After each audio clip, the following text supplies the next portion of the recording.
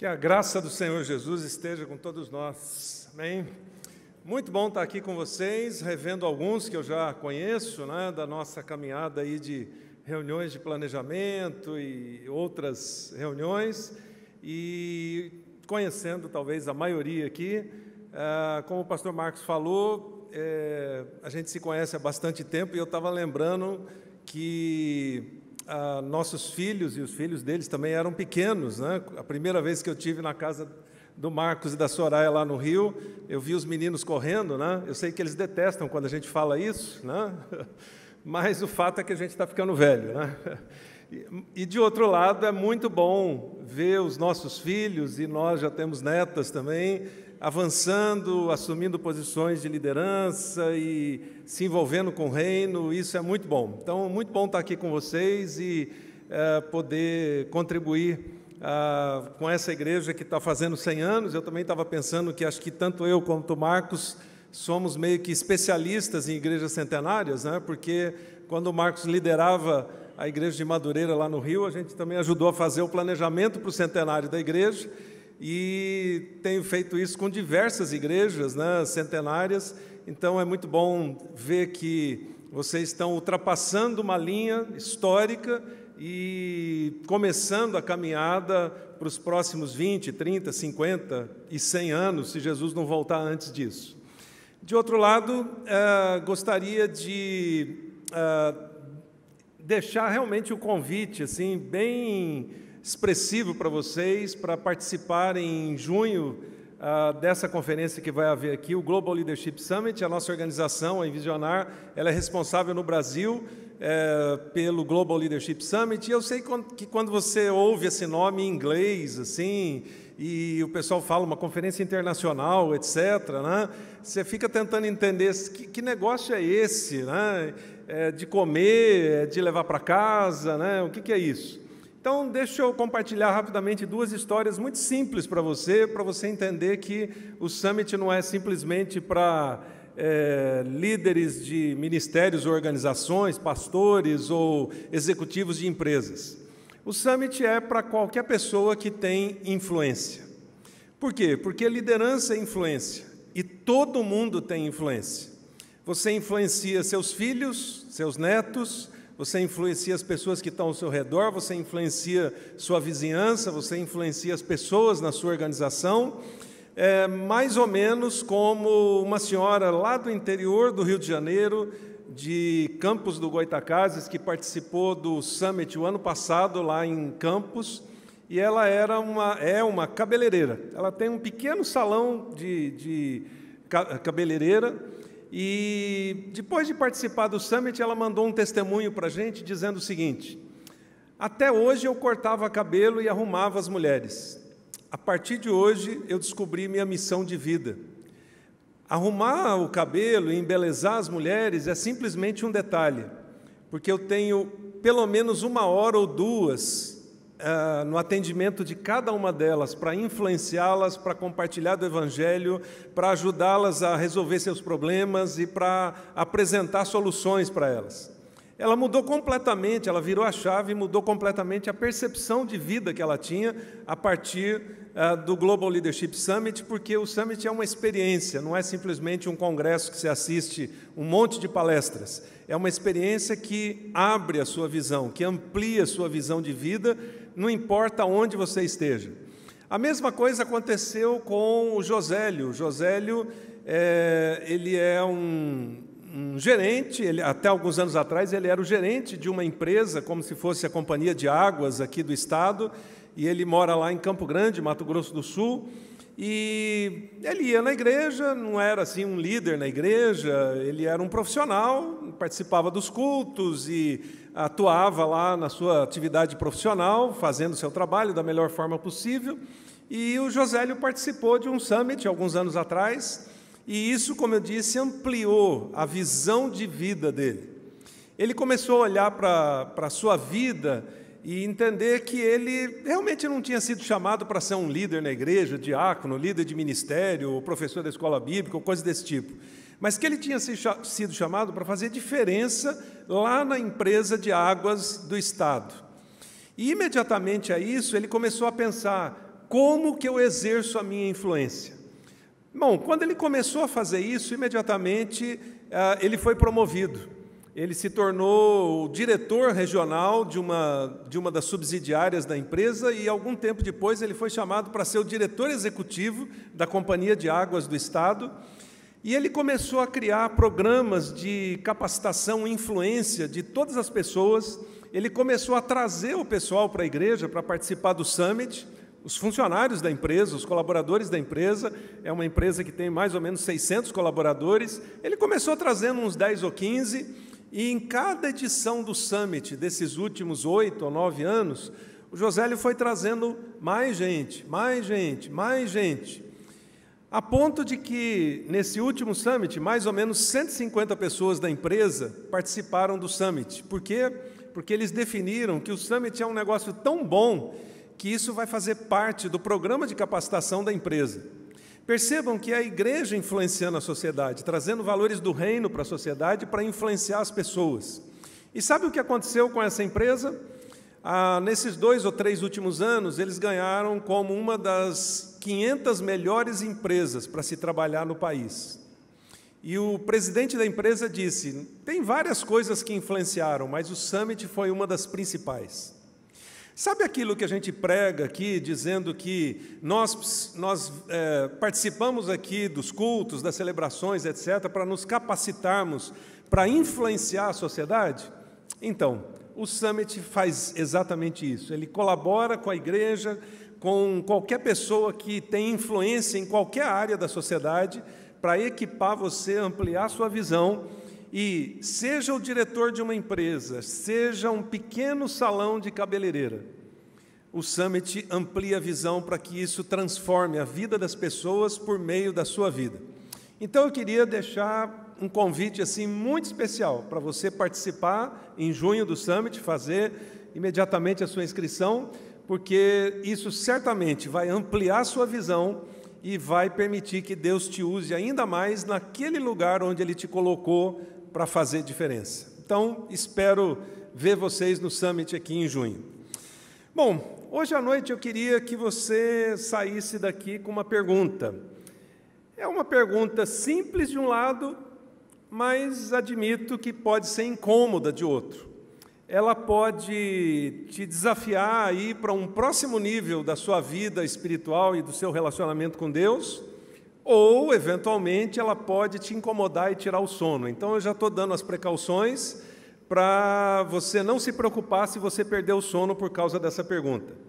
E a pergunta é essa que vocês estão vendo aí projetada: será que eu sou discípulo de Jesus, obviamente? Bom, deixa eu fazer uma pergunta inicial aqui, uma pequena pesquisa para conhecer um pouquinho mais vocês. Quantos aqui nasceram e cresceram num lar cristão? Deixa eu ver se você puder levantar a mão, por favor. Bastante gente. Então, eu também sou fruto de um lar cristão. Quantos aqui estão na igreja ou são membros da igreja há pelo menos uns 20 ou 30 anos? Né? A grande maioria. Joia. Então, é com você mesmo que eu quero falar. Deixa eu introduzir primeiro um pouquinho da minha própria história para você entender o porquê dessa pergunta. Como eu falei, eu nasci na maternidade, mas nasci na igreja. Então, eu já frequento a igreja há pelo menos 61 anos e 9 meses e passei por todas aquelas fases que talvez muitos de vocês passaram, desde a classe lá, na minha época chamava Cordeirinhos de Jesus, Joias de Cristo, qualquer coisa desse tipo, né? Mas o Ministério Kids hoje, enfim, e fui passando todas as etapas, né? Pré-adolescência, adolescência, jovens, etc. E a uma certa altura, talvez lá no auge da adolescência, algumas coisas me incomodavam. Eu ficava pensando assim, será que é só a gente vir na igreja todo domingo, participar do culto e assistir a aula da escola bíblica, ou cantar no coro, ou coisa desse tipo? Não vai acontecer mais nada emocionante aqui, é isso aqui para o resto da vida? Mas eu guardei isso lá no coração e falei, bom, deve ser isso, né? Porque eu já estou na igreja há uns 16, 17 anos, não vi nada diferente. Até que, mais ou menos com 17 anos, eu tive aquele chamado irresistível de Deus para me envolver no reino e me tornar pastor, etc. Aí fui estudar teologia e, com 17 para 18 anos, estava lá no curso teológico e um homem chamado Ari Veloso foi um dos meus primeiros professores, ele era pastor, e ele falou sobre essa palavrinha, discipulado, que eu nunca tinha ouvido na igreja até os 18 anos de idade. E quando ele explicou o que era ser discípulo, e ele, na verdade, deixou um pouco essa pergunta, né? Será que eu sou discípulo? Ou o que é ser discípulo? Eu confesso que uma boa parte das minhas perguntas foram respondidas, porque eu falei assim, era isso então que estava faltando lá na minha igreja, e ninguém nunca me falou. Bom, depois eu fui pesquisar um pouquinho mais, e eu percebi porque a minha inquietação por que não falaram isso para mim? E aí eu fui descobrir que, na verdade, a gente perdeu isso há dezenas de anos atrás. A essência da missão de Jesus, né, que a gente repete, sabe, decora esse versículo e tal, né, a grande comissão, vão, façam discípulos de todas as nações, etc., tinha sido explicado parcialmente, né, pelo menos na minha igreja, não dando a entender todo o sentido do que efetivamente significava ser discípulo. Então, quando eu comecei a entender isso, eu falei, uau, era isso. E eu fui falar com a Ari e falei, Ari, você pode me discipular então? Porque lá na minha igreja ninguém sabe desse negócio e eu quero contar para o pessoal lá. Quando você tem uma notícia boa, você quer contar para todo mundo. E o Ari, na verdade, estava plantando, que hoje é a Igreja Batista do Morumbi, lá em São Paulo, e ele falou, Batuta, não vai dar. Ele chamava todo mundo de Batuta, porque não lembrava o nome das pessoas, então foi um jeito que ele criou. Ele disse, Batuta, não vai dar, porque eu estou plantando uma igreja, eu estou discipulando vários homens. Mas ele falou um negócio que eu nunca mais esqueci. Ele falou, olha, se preocupa não, alguém vai te discipular. Por quê? Está na Bíblia, então se o pessoal ler a Bíblia direito, vão descobrir isso. Segundo, foi a única coisa que Jesus mandou a gente fazer. Não mandou fazer mais nada, só isso, só discípulos. Eu achei interessante, fiquei esperando. Passaram os 4 anos de faculdade, ninguém chegou para me discipular, passaram-se os primeiros 15 anos de ministério também, ninguém chegou para me discipular. Eu tentava ler tudo que eu pudesse sobre discipulado, não tinha muita coisa na época, chegava até a escrever algumas coisas, né, sobre discipulado. Eu participava da Convenção Batista Brasileira e na área de jovens a gente tinha revistas, publicava revistas e tal, escrevia muita coisa sobre discipulado, mas na verdade era tudo teoria, porque é mais ou menos como essa água. Eu posso descrever meia hora para vocês. Olha, gente, essa água parece estar muito boa, cristalina, nossa, parece que foi tirada de uma fonte. Eu posso passar meia hora explicando. Quando é que eu vou saber se essa água é boa ou não?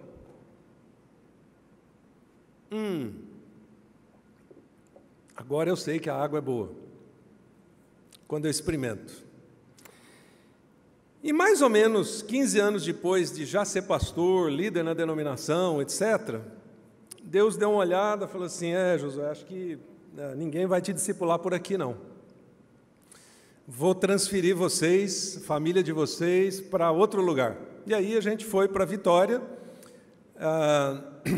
lá na primeira igreja batista, que o pastor Doronésio pregou agora cedo aqui.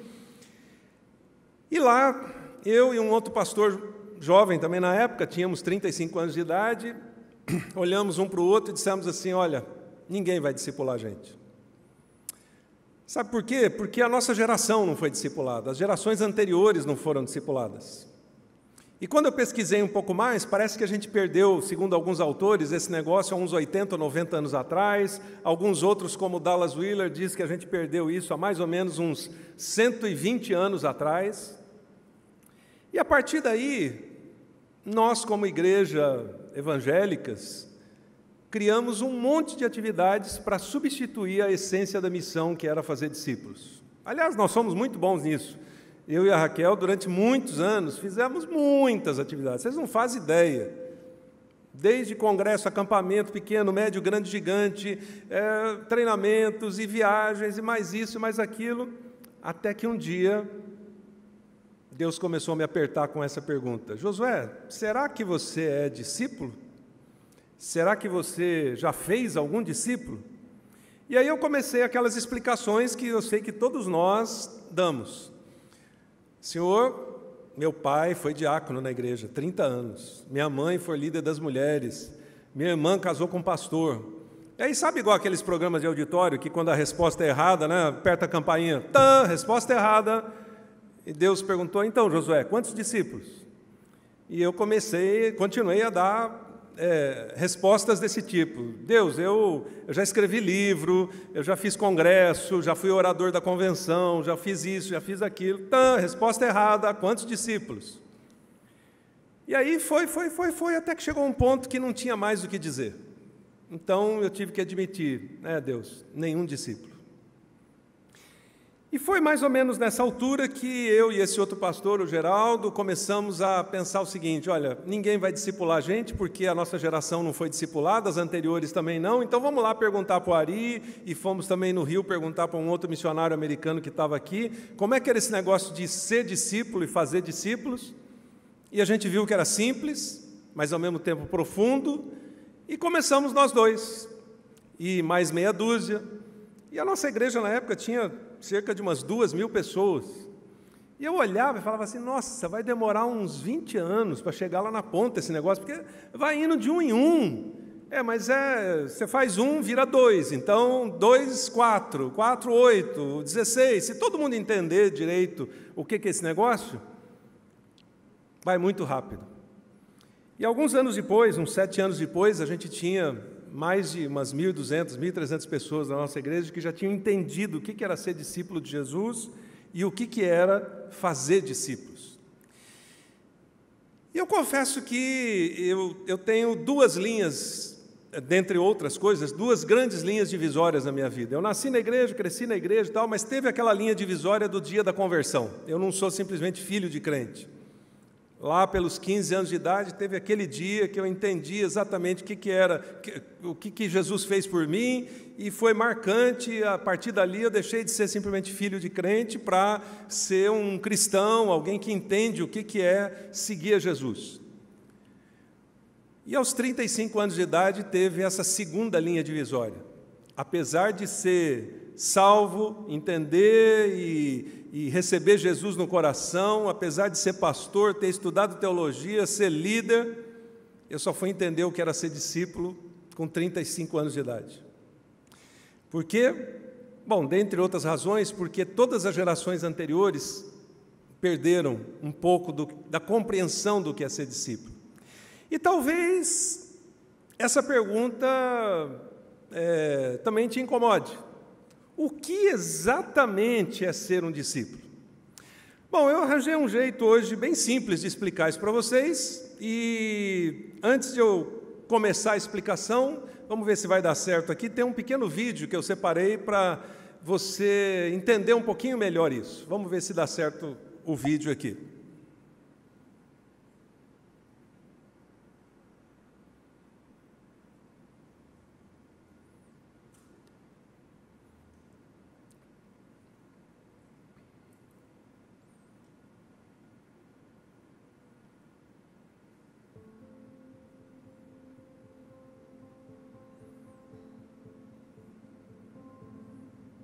Para fazer algo novo usando argila, você precisa fazer com que ela esqueça o formato que ela já teve um dia. E eu imagino que se eu fosse argila, isso seria bem doloroso.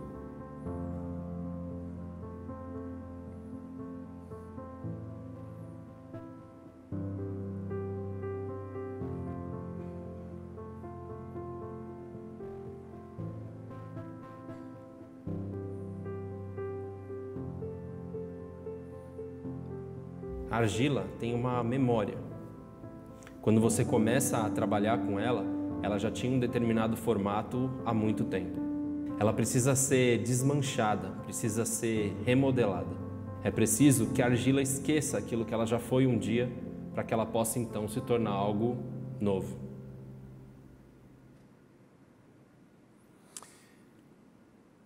Talvez você já tenha visto alguma coisa nessa mesma linha, mas uma das coisas que esse vídeo mostra para a gente é esquecer o formato anterior.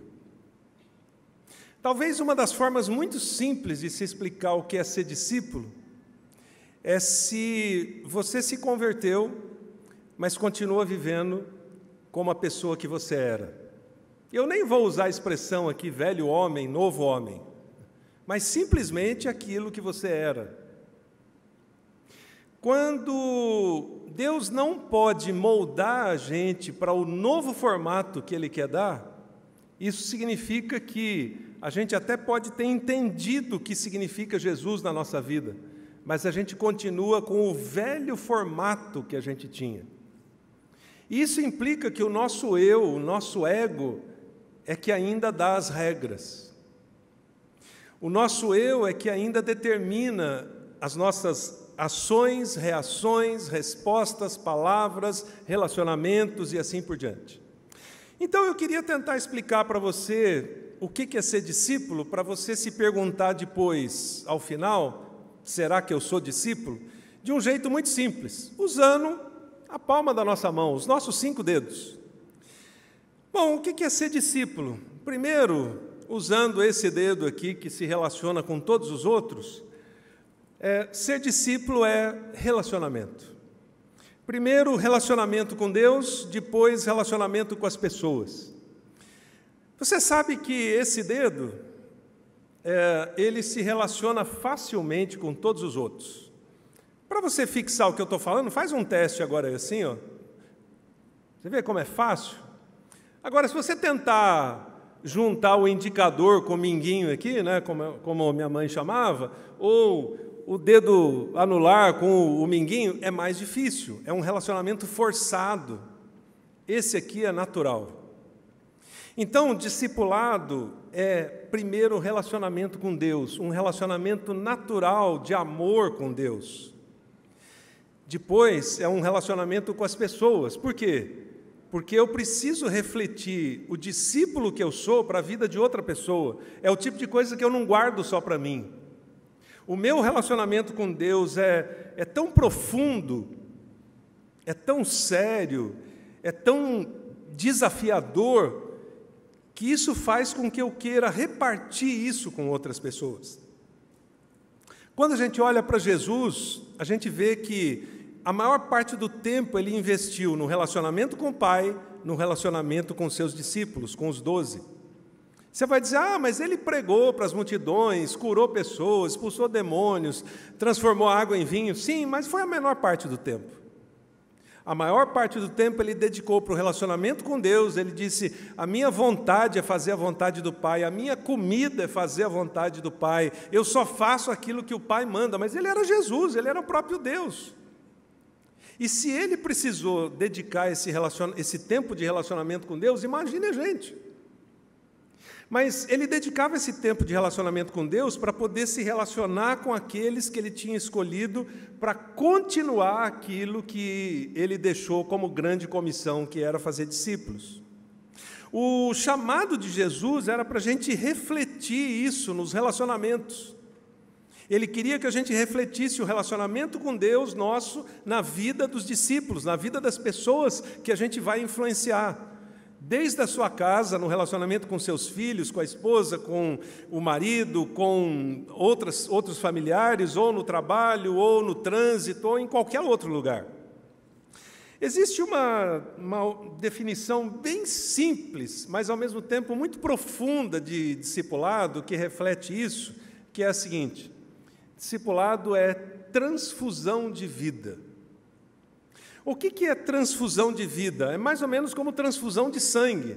Se você for internado e estiver precisando de sangue, alguém vai lá, doa o sangue. Se o sangue estiver bom, passou pelo teste, o sangue de outra pessoa entra aqui na sua veia e você começa a recobrar a sua cor, a sua energia, etc. Sangue é vida. Por isso que a transfusão de sangue faz uma transferência de vida de uma pessoa para outra. O discipulado é isso. Primeiro, é uma transfusão, é uma transmissão, ao mesmo tempo, de vida de Deus para nós, de Jesus para nós, para que nós possamos fazer essa transfusão de vida para outras pessoas, para aquelas a quem eu quero influenciar ou que Deus está colocando ao meu redor, para que elas entendam o que é ser discípulo. O texto de João 17, 20 e 21 diz o seguinte, Jesus fala, eu rogo também por aqueles que crerão em mim, por meio da mensagem deles, para que todos sejam um, Pai, como tu estás em mim e eu em ti. Que eles também estejam em nós, para que o mundo creia que tu me enviaste. O que ele está dizendo?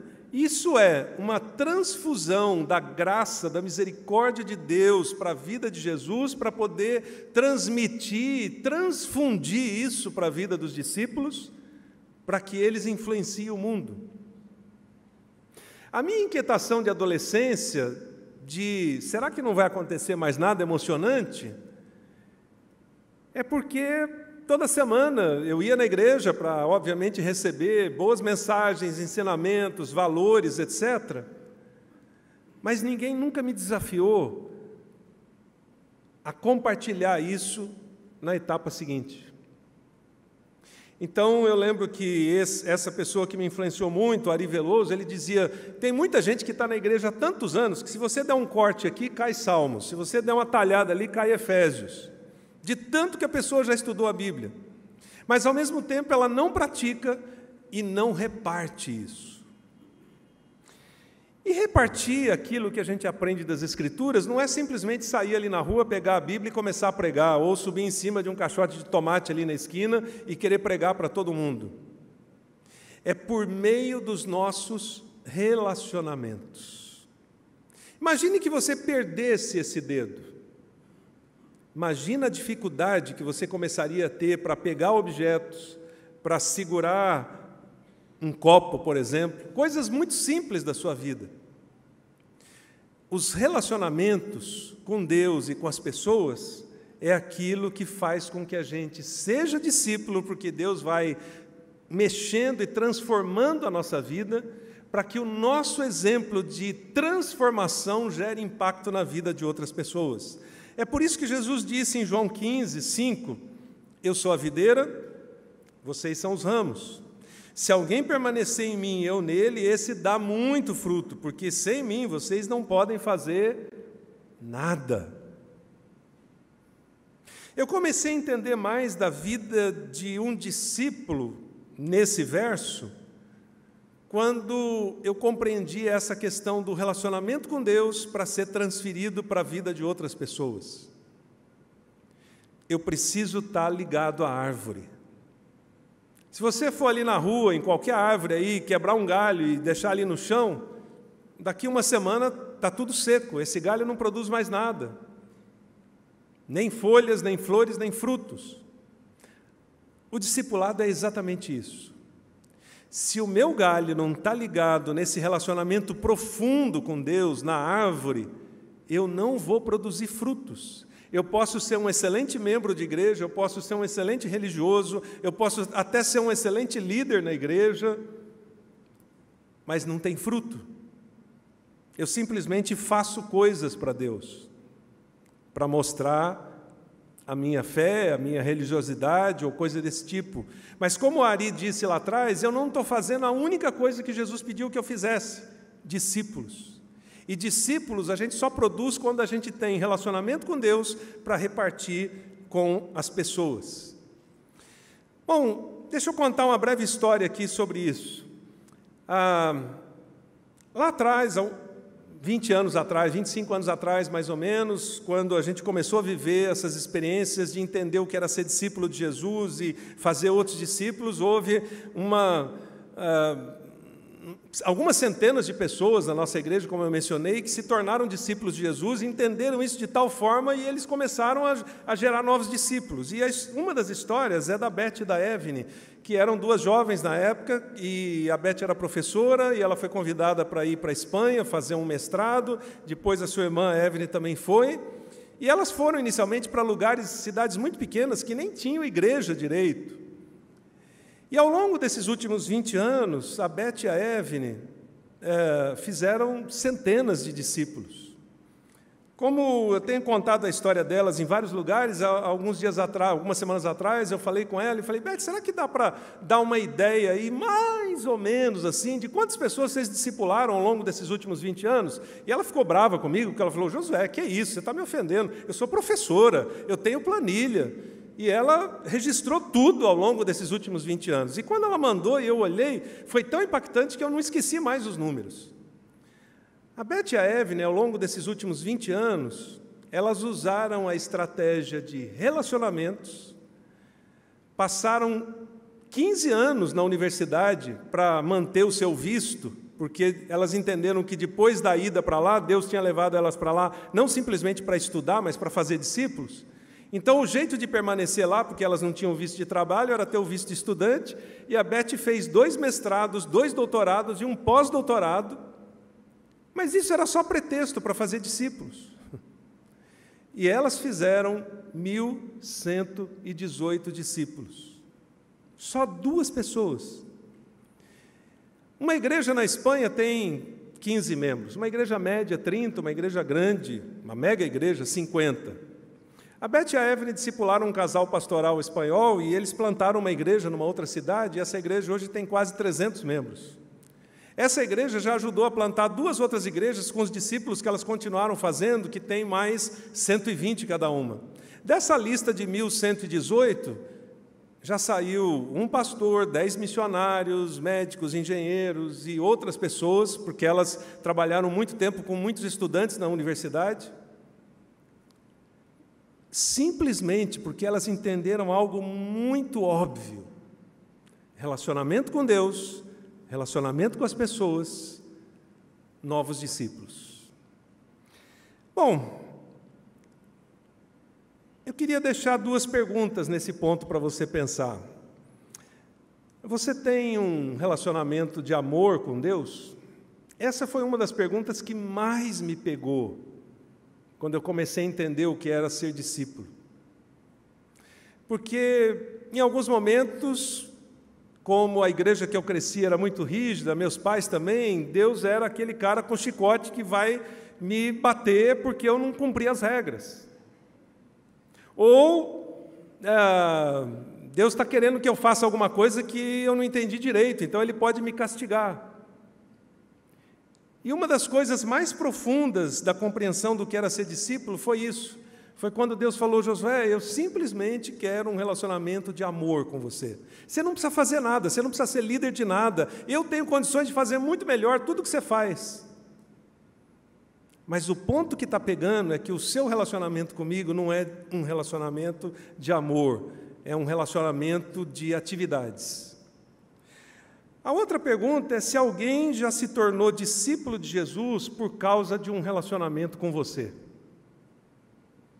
Essa foi a outra pergunta que pegou, que eu comecei a dar respostas bem diversas para Deus. Eu faço isso, eu faço aquilo, eu já preguei, eu já contribuí, eu já ajudei. E Deus falou, resposta errada. Quantos discípulos? E depois de mais ou menos uns 15 ou 16 anos de ministério, nenhum discípulo. Depois de 35 anos de vida, independentemente de ser pastor, missionário, nenhum discípulo. Bom, isso leva então ao segundo dedo. O que é ser discípulo? É seguir o caminho. Se você chegar ali na rua e perguntar, onde é que é o Geraldão? Ninguém vai te explicar assim com o dedinho aqui, né? Ó, você vira aqui, vira ali e tal, né? É sempre o dedo indicador. Você vai por aqui, vai por ali. Então, discipulado é, primeiro, seguir o caminho, andar no caminho. Por quê? João 14,6, Jesus fala, eu sou o caminho, a verdade e a vida. Jesus não está dizendo para você assim, eu vou te apontar o caminho. Ele diz, eu sou o próprio caminho. Eu não vou indicar para você onde que você tem que entrar, direita, esquerda. Não, eu vou junto com você, eu sou o próprio caminho. Por quê? Porque eu quero que você traga mais pessoas para o caminho. Você tem uma porção de amigos, e eu espero que você traga esses amigos para o caminho. Você tem familiares, eu espero que você traga esses familiares para o caminho. Você tem filhos, eu espero que você torne os seus filhos discípulos de Jesus e os traga para o caminho. Mas só dá para trazer para o caminho se você está no caminho. Parece meio óbvio, mas não é. E quando a gente olha isso, então, a gente tem uma compreensão um pouquinho mais profunda do que é ser discípulo. Por quê? Porque quando eu entro no caminho com Jesus, isso afeta uma coisa muito profunda que eu tenho e todos vocês têm. É exatamente o eu. O discípulo pega o seu ego, o seu eu, leva até a cruz e crucifica o seu eu lá. Não é mais o meu caminho. Agora eu estou na estrada de Jesus. Se Jesus virar para a esquerda, eu vou para a esquerda. Se Jesus virar para a direita, eu vou para a direita. Se Jesus andar 100 quilômetros em linha reta, é para lá que eu vou. E aqui entre nós, né, como se a gente estivesse tomando aquele café na cozinha, eu confesso para vocês, e eu imagino que vocês também têm o mesmo desafio, que algumas horas eu acho que eu tenho umas ideias melhores do que Deus. Deus está dizendo, oh, Josué, para cá. Eu digo, Senhor, o senhor não conhece o povo aqui da igreja? É melhor a gente ir para lá. Deus diz, não, Josué, é para cá. Você diz, Senhor, o senhor não conhece o pessoal lá do meu trabalho? E Deus diz, é para lá. Sem discussão, isso é inegociável. E na medida em que eu entendo isso, que eu coloco a minha vida no caminho que é Jesus para andar com Ele, eu estou abrindo mão do Josué. A melhor coisa que eu entendi quando eu compreendi o que é ser discípulo de Jesus, primeiro intelectualmente, depois vai descendo para o coração, é que Deus livrou o Josué do Josué. E a melhor coisa para você é Deus livrar você de você. Sabe por quê? Porque quem crucifica o seu eu não olha para trás. Quem crucifica o seu eu não fica imaginando, a vida podia ser melhor se eu não tivesse pegado esse caminho com Deus. Então, aqui a gente chega num dos pontos clímax, ápice do discipulado, a morte do eu. Quando eu entro no caminho que Jesus indicou, eu esqueço o resto. Lucas 9, 23 e 24, Jesus diz, se alguém quiser acompanhar-me, negue-se a si mesmo, tome diariamente a sua cruz e siga-me. Pois quem quiser salvar a sua vida, perderá, mas quem perder a sua vida por minha causa, esse a salvará. Bom, eu podia fazer uma exegese de meia hora aqui nesse texto, mas acho que ele está tão claro que basta ler o versículo.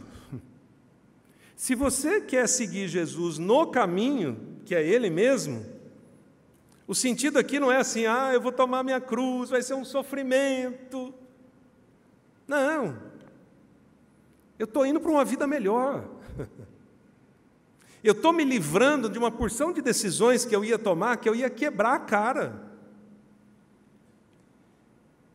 E Jesus está dizendo, se você perder a sua vida por minha causa, você vai ganhar uma melhor.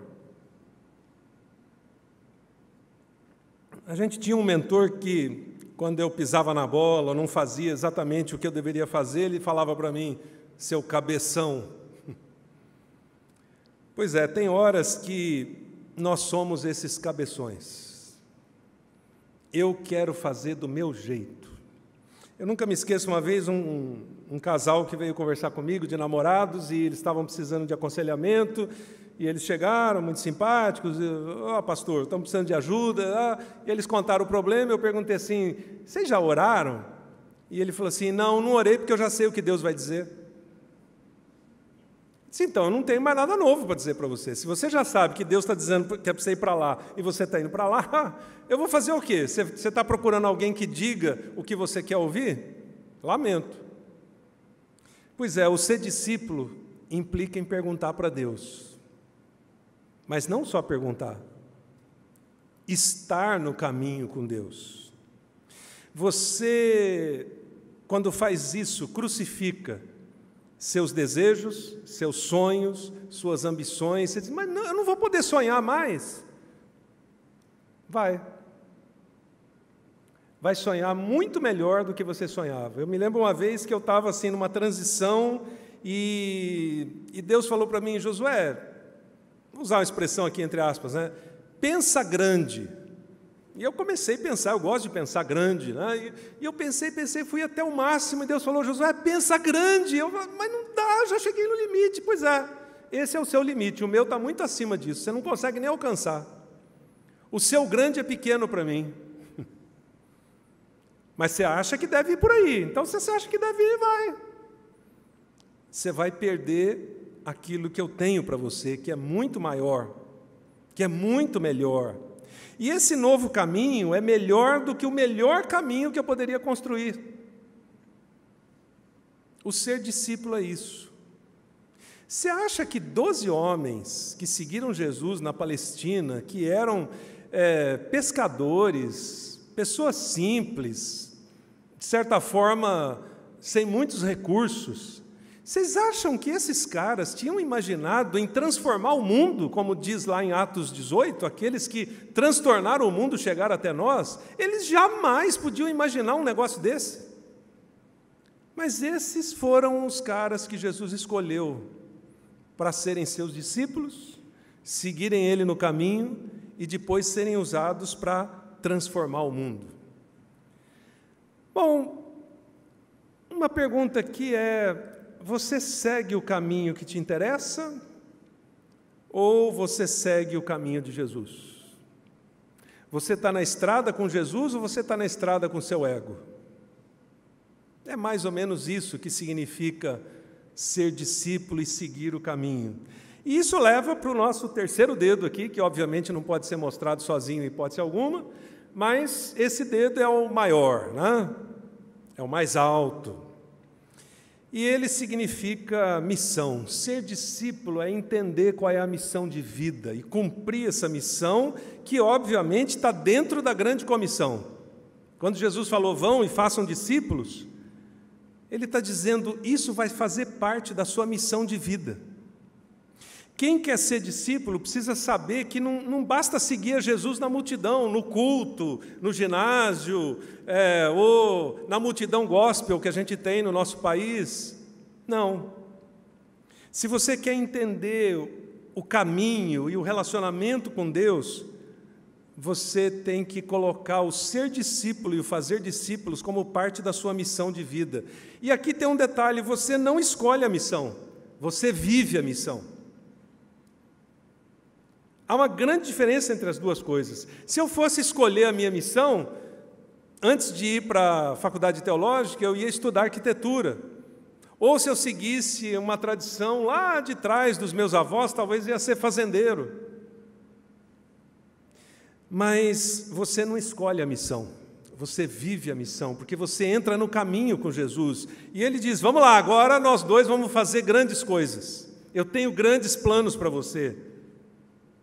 Mas a missão implica em, às vezes, sair do lugar que você está, abandonar alguma coisa, deixar alguma coisa que você está fazendo, ou aperfeiçoar aquilo que você está fazendo. Querem ver? Deixa eu mostrar uma lista bem rápida para vocês de algumas pessoas na Bíblia que seguiram a missão de Deus. Abraão, por exemplo, e José, e Moisés, e Esther, e Neemias, e João Batista, os 12, Paulo. Quando eles entenderam o que significava ser discípulo de Jesus e andar no caminho, isso mudou a vida deles, mudou a perspectiva, mudou a família, mudou tudo. Mas eles tinham certeza que eles estavam executando a missão de Deus.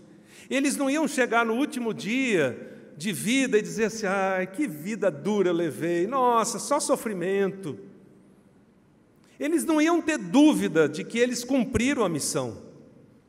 E quanta gente eu encontro que não sabe sequer a missão.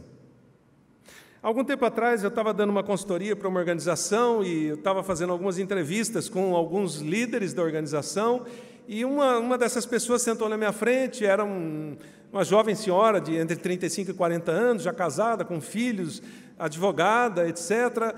E quando eu fiz essa pergunta para ela, qual é a sua missão de vida? Ela parou, ficou uns 3 minutos assim, olhando para o horizonte, eu não sabia se ela estava passando bem ou mal. Depois de uns 3 minutos, caiu uma lágrima e ela falou assim, nunca pensei nisso na vida. Não importa qual é a sua profissão, que lugar que você mora, se você tem muito ou pouco dinheiro, se você estudou muito ou pouco, existe uma missão de vida para ser cumprida por cada um de nós, especialmente nós que entendemos o que significa Jesus e a missão de Jesus no mundo. Tem uma missão para ser cumprida. E o discipulado, ele ajuda você a entender o que significa a missão de vida. Se a gente olhar para Abraão, por exemplo, em Gênesis 12, Deus diz para ele, abençoarei os que te abençoarem, amaldiçoarei os que te amaldiçoarem, por meio de você todos os povos serão abençoados. A missão de Deus começou aqui. Deus começou a usar pessoas, e mais pessoas, famílias e mais famílias, para cumprir a missão dele.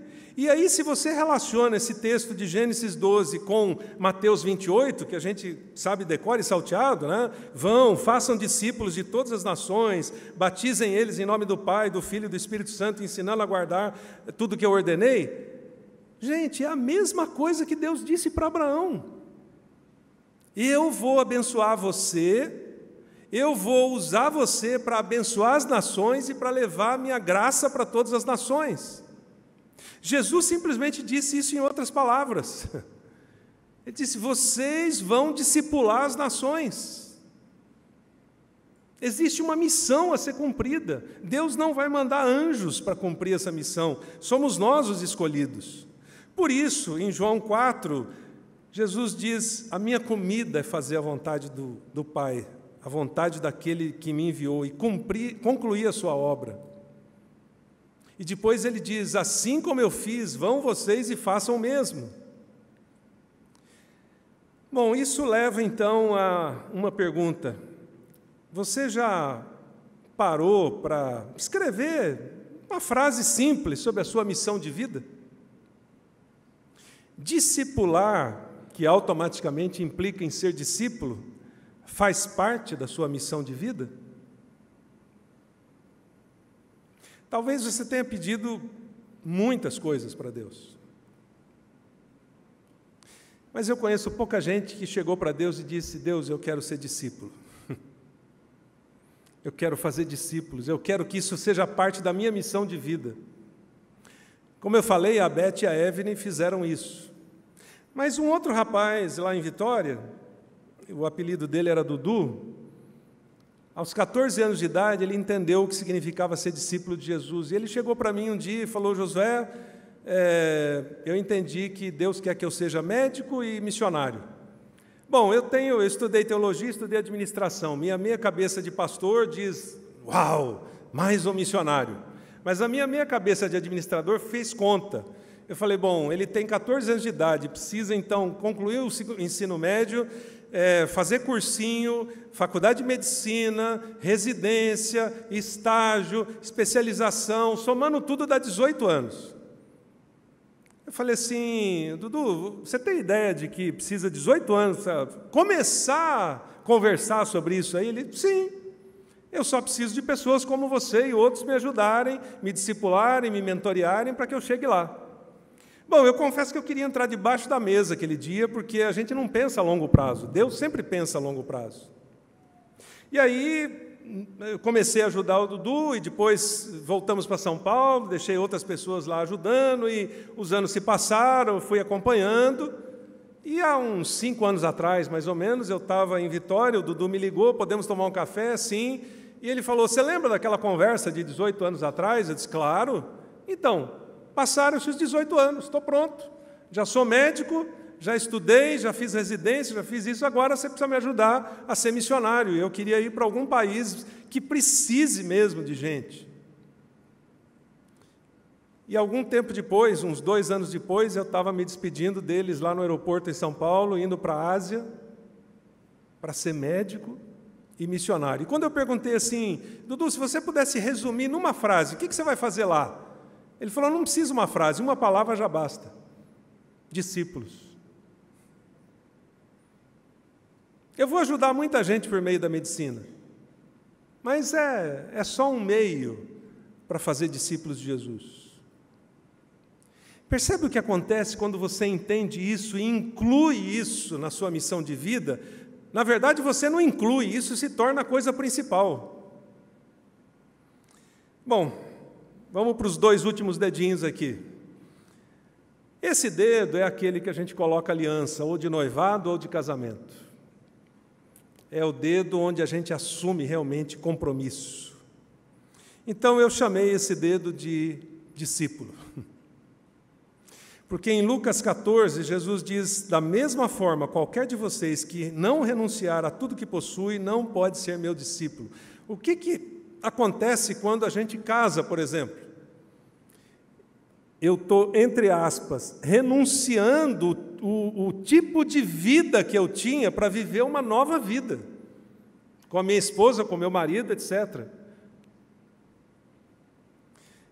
A mesma coisa acontece quando eu me torno um discípulo de Jesus. Quando cai essa ficha, quando eu entendo isso, eu entendo que não basta simplesmente a empolgação, aceitei Jesus, agora o que eu faço? Vou cantar no coro, vou participar do culto, vou sair pregando. Não, basta fazer discípulos. Basta você ser um pai ou uma mãe espiritual responsável. Mas, atenção, faça discípulos, não só convertidos. Por graça de Deus, a gente tem muitos convertidos, mas poucos discípulos. E o chamado não é simplesmente para fazer novos convertidos, mas para fazer novos discípulos.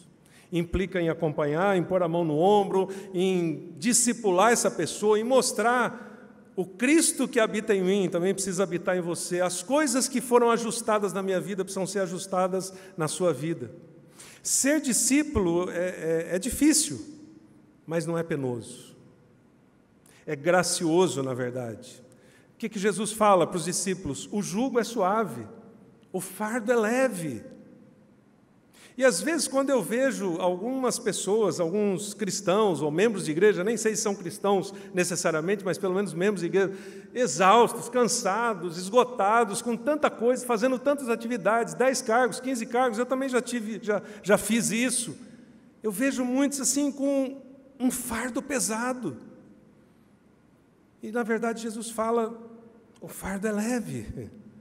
Se você discipular uma pessoa por ano, ou ano e meio, cumpriu sua missão. O restante do tempo, divirta-se. É por isso que Jesus fala em João 10:10, que Ele veio dar uma vida abundante. É essa vida abundante que tem esse jugo suave e o fardo leve. E isso faz, então, com que a gente tenha que entender que o ser discípulo, que é assumir esse compromisso, implica na conversão, no processo de discipulado, crises e ajustes, porque o meu eu vai tentar me dominar e eu preciso entregar meu eu para Jesus dia a dia, a transformação do meu caráter, o resgate da imagem de Deus em mim, até que eu chegue à multiplicação, ou seja, eu vou fazer novos discípulos. Então percebam, isso é um processo. Eu estava com a Raquel um tempo atrás no médico, e o médico falou para ela, a senhora vai precisar tomar esse remédio aqui. E ela perguntou, por quanto tempo, doutor? Ele falou, até um dia antes de morrer, tá bom. Aí eu olhei a resposta dele, achei interessante, falei, discipulado é isso. Por quanto tempo eu vou crescer no ser discípulo? Até um dia antes de morrer. Seu eu vai tentar te dominar todo dia. E aí você diz, não, é Jesus. Eu comecei a entender melhor aquele texto quando Paulo fala, já não sou eu que vivo, mas é Cristo que vive em mim. Isso significa entender que eu sou cada dia mais discípulo. Menos eu, mais Jesus. Então, o ser discípulo não é simplesmente ir à igreja, dar o dízimo, fazer o bem, cantar no coro, ser líder da igreja, professor na escola dominical ou coisa desse tipo. O ser discípulo é o seu eu morrer a cada dia. E quando você entende isso, você muda tudo ao seu redor. Uma breve história aqui é do pastor Erivaldo, que é aqui do interior da Bahia, uma cidade chamada Nazaré. Alguns anos atrás, ele entendeu isso, a gente deu alguns treinamentos, ele entendeu o que é ser discípulo, e eu estava saindo assim, já para ir para o aeroporto, ele falou: Josué, se você puder dizer uma frase para mim, o que eu faço daqui para frente? Eu pensei rápido, sabe aquelas coisas assim, você nem raciocina direito, eu falei assim: pastor, é o seguinte, quantos membros tem sua igreja? Ele disse: 150. Enquanto você não chegar lá no 150º, 50º membro, ajudando ele a entender o que é ser discípulo, não sossega. E foi embora. Ele nunca mais falou nada até uns 5 anos depois. E um dia ele me mandou um vídeo. Josué, hoje nós estamos celebrando aquilo que se aconselhou. Não tem ninguém na igreja que não saiba mais o que é ser discípulo. Todo mundo entendeu e todo mundo está fazendo discípulos. E eu lembrei da história porque alguns dias atrás a gente estava na Bahia, eu e a Raquel encontramos com ele, e ele falou: depois daquilo a nossa igreja praticamente triplicou. Mas não é só porque ele é pastor. Ele já era pastor há 20 anos. É porque ele entendeu o que significava ser discípulo. E quando a gente entende isso, muda a igreja, muda a família, muda o ambiente de trabalho, muda tudo. Bom, isso faz então com que a gente chegue ao minguinho aqui, não? Esse é o dedo do servir. O servo é o menor, mas é aquele que faz toda a diferença. Mateus 23 fala: o maior entre vocês deve ser o servo. Quando você entende o que é ser discípulo, você não briga mais por cargo, por posição, você não diz assim: se não fosse eu aqui, o que seria dessa igreja? Você simplesmente serve. Você não precisa aparecer, você não precisa de títulos, você não precisa ser chamado aqui na frente pelo pastor: ah, meu irmão, muito obrigado. João 13, Jesus fala: pois bem, se eu, sendo Senhor e Mestre de vocês, lavei-lhes os pés, vocês também devem fazer o mesmo uns aos outros. O servo é aquele que entende isso em qualquer fase da vida. Então, última historinha para ilustrar isso. Seu Aurino, um homem da nossa igreja lá em Vitória. Sabe com quantos anos ele entendeu o que era ser discípulo de Jesus? Com 80 anos de idade. Seu Aurino dizia que estava de pijama em casa esperando a morte.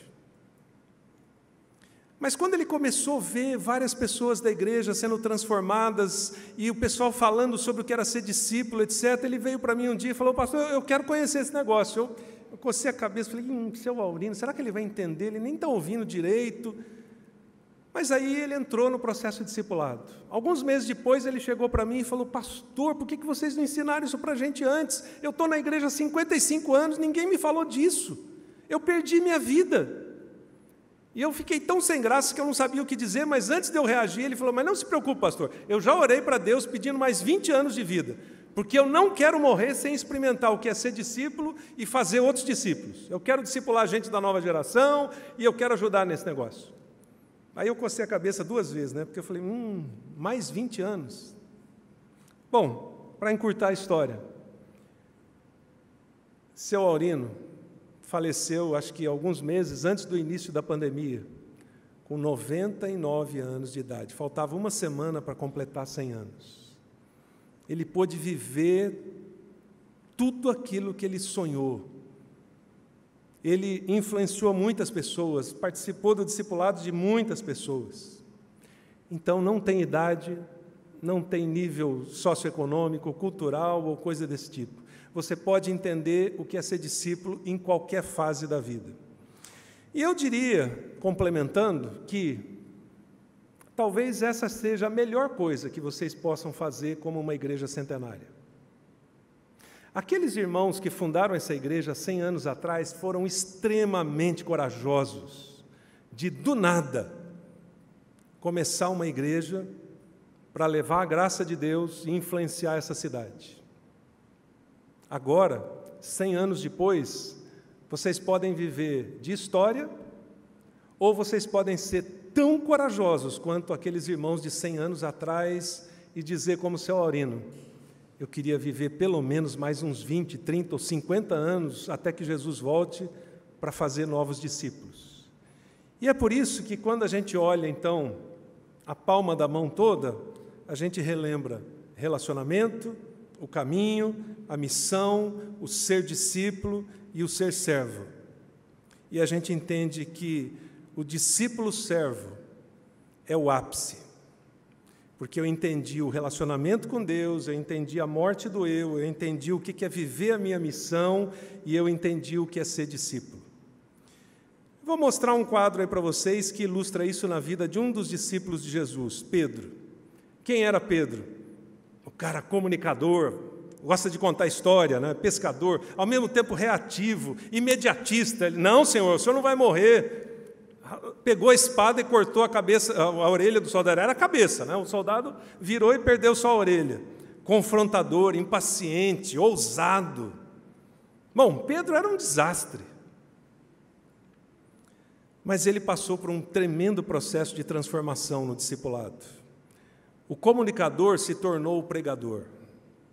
Vocês, ele falou para as autoridades, vocês mataram Jesus. Um sermão de Pedro, 3.000 pessoas se convertem. O reativo se tornou aquele que fazia milagres. Eu não tenho prata nem ouro, mas o que eu tenho eu te dou. Se ele tivesse dinheiro no bolso aquele dia, aquele homem teria perdido o milagre de sair andando. O imediatista se tornou o arrependido. O confrontador se tornou o conselheiro, lembra na visão de Jope? O impaciente se tornou dócil, quando ele escreve nas cartas de Pedro: maridos, sejam dóceis com as suas esposas. Se ele não tivesse passado por uma transformação, ele diria: maridos, problema com a esposa? Pega a espada, resolve. O ousado se tornou o verdadeiro. Aqueles que transtornaram o mundo chegaram até nós. Pedro repreendeu Jesus, mas reconheceu sua autoridade. Manifestou coragem e medo ao andar sobre as águas. Eu vou morrer com o Senhor. Sobre a tua palavra lançarei as redes. Foi aquele que serviu aos gentios. Ele se relacionou com Jesus, ele entrou de cabeça no caminho, ele tornou isso parte da sua missão, ele se tornou um dos discípulos-chave de Jesus e se tornou o servo que fazia o que fosse preciso. Bom, para você pensar então, que passo eu preciso dar? Você pode se perguntar: eu tenho um relacionamento de amor com Deus? Ou eu preciso crescer nisso? O meu eu está na cruz ou ele ainda está me dominando? Qual é a minha missão? Eu sou e faço discípulos? Tenho o nome de alguém ou tenho uma lista, como a Beth e a Evne, que eu poderia dizer: esses são os discípulos que eu já fiz na vida. E eu sou servo? Tudo isso porque o legado da sua vida não é o trabalho que você faz, mas é a transformação que você causa em outros. Então eu queria que você saísse daqui com essa pergunta principal: será que eu sou discípulo? Bom, eu sei que eu vou arranjar bastante trabalho para o pastor Marcos. Se você descobrir que não é, você conversa com ele depois e ele pode te ajudar, ele e a equipe aqui da igreja, a entrar num processo para, assim como eu, alguns anos atrás, entender melhor o que é ser um discípulo de Jesus e o que é fazer discípulos. Então, eu queria orar por você e pedir que Deus te ajude a refletir sobre isso e tomar decisões bem sérias na sua vida. Pai, muito obrigado por esses meus irmãos e irmãs, obrigado por essa igreja que, ao longo desses últimos 100 anos, fez tanta diferença aqui nesse lugar, nessa cidade. Mas agora, Pai, começando essa nova etapa, eu sei que a coisa principal que o Senhor gostaria de ver neles é serem discípulos de Jesus e fazerem outros discípulos. Então, quero te pedir que o Senhor dê graça para cada um deles refletir sobre isso e olhar no espelho e se perguntar sinceramente: será que eu sou discípulo? Será que eu tenho um relacionamento de amor profundo com Deus? Será que o meu eu está morrendo? Será que parte da minha missão é realmente fazer discípulos de Jesus? Pai, eu te peço que o Teu Espírito ajude cada um a refletir sobre isso e a tomar decisões, alinhando as suas vidas ao Senhor, alinhando a sua missão de vida à missão do Senhor, a missão que o Senhor nos deixou. E que a gente ouça sobre as histórias da vida de todos aqui, que causem impacto na vida de outras pessoas, influenciem outras pessoas, façam outros discípulos, e que a história dessa igreja nos próximos 50 ou 100 anos seja